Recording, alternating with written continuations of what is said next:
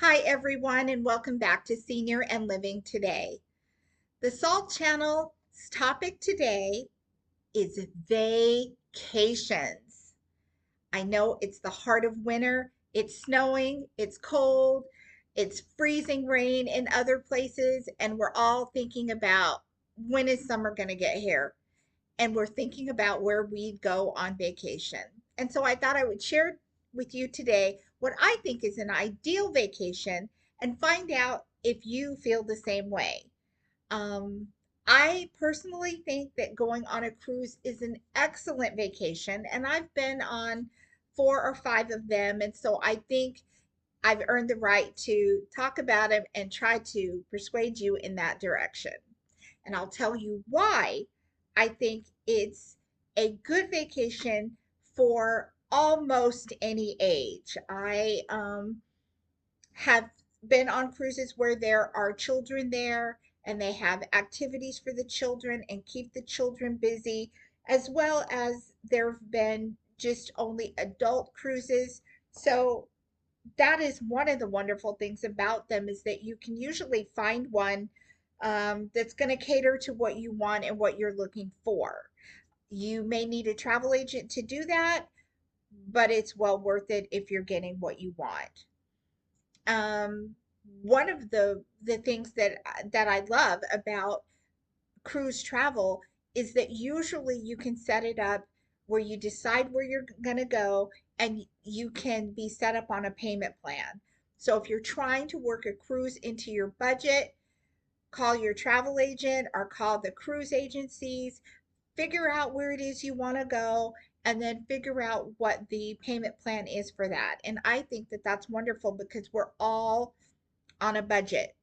And if you can make payments on that instead of slapping it all, on a credit card and paying interest on it, why not go for the monthly payment plan for real?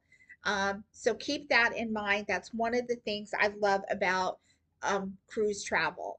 And then once you decide where you're going to go, you don't have to plan out the whole thing.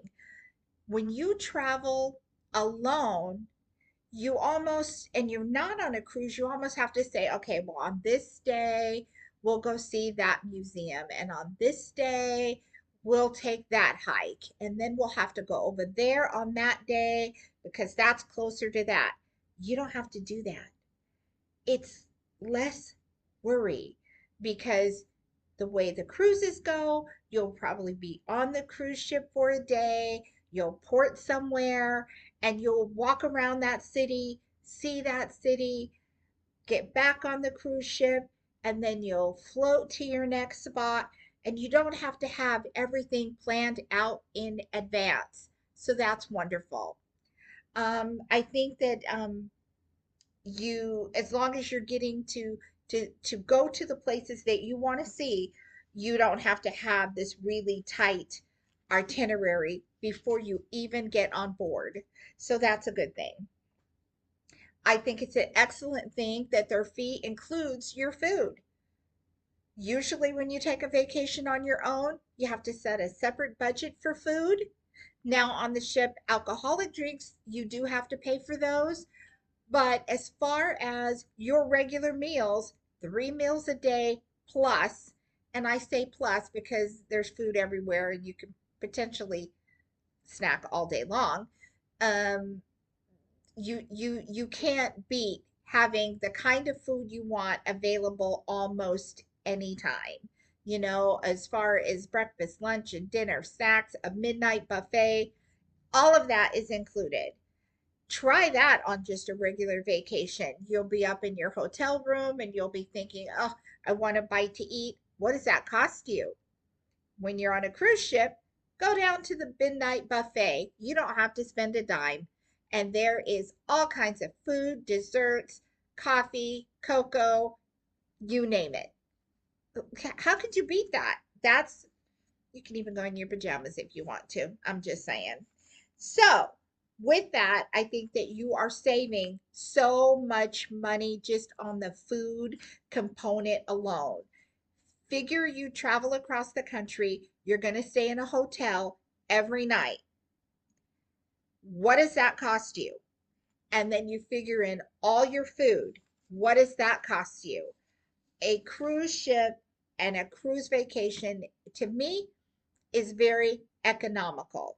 So, on top of the stuff I've already told you, you about you not having to find places to go, the ship will kind of the activities director will kind of give you a heads up on what's coming up in the places that you're going and suggest places that you might want to see there. So that's helpful because they go there all the time.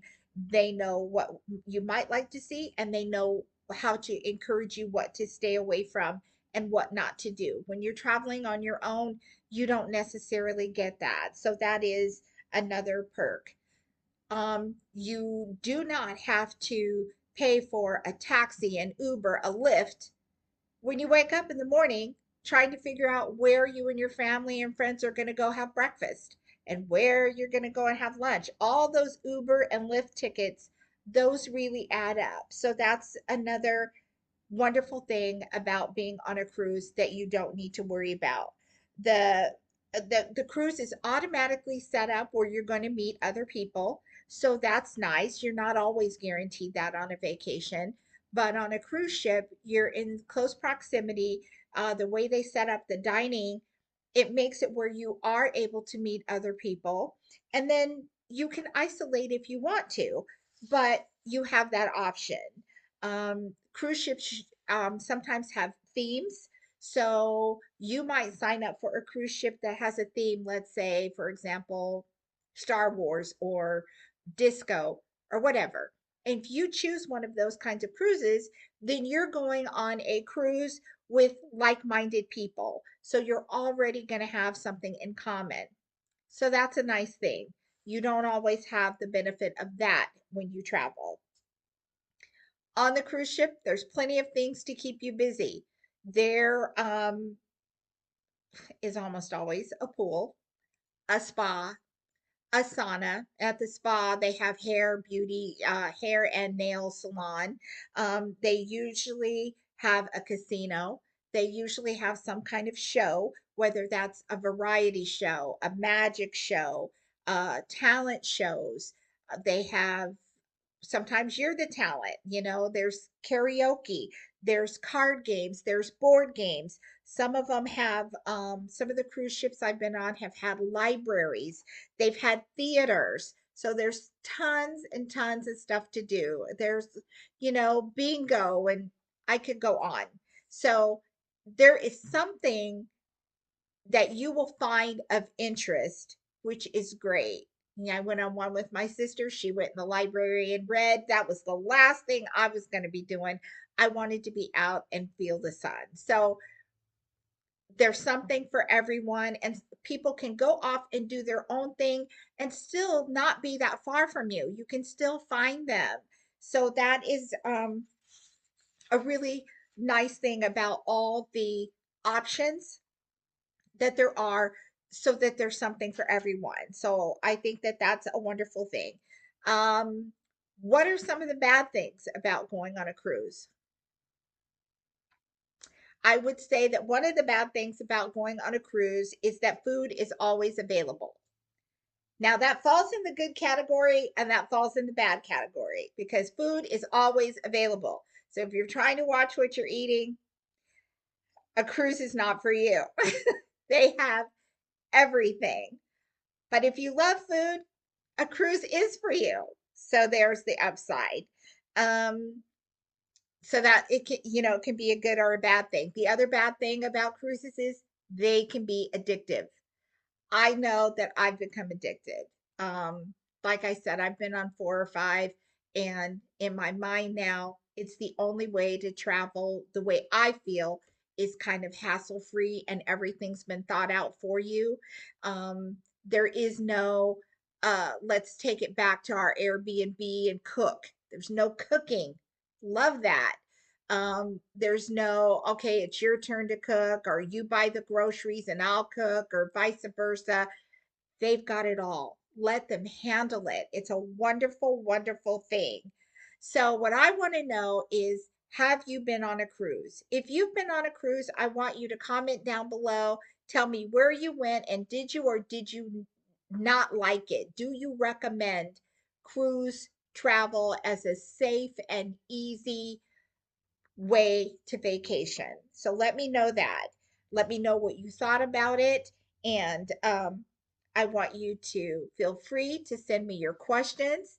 If you have any questions, I will answer them here on the channel. Remember to like and subscribe, and I'll see you next time right here on Senior and Living Today.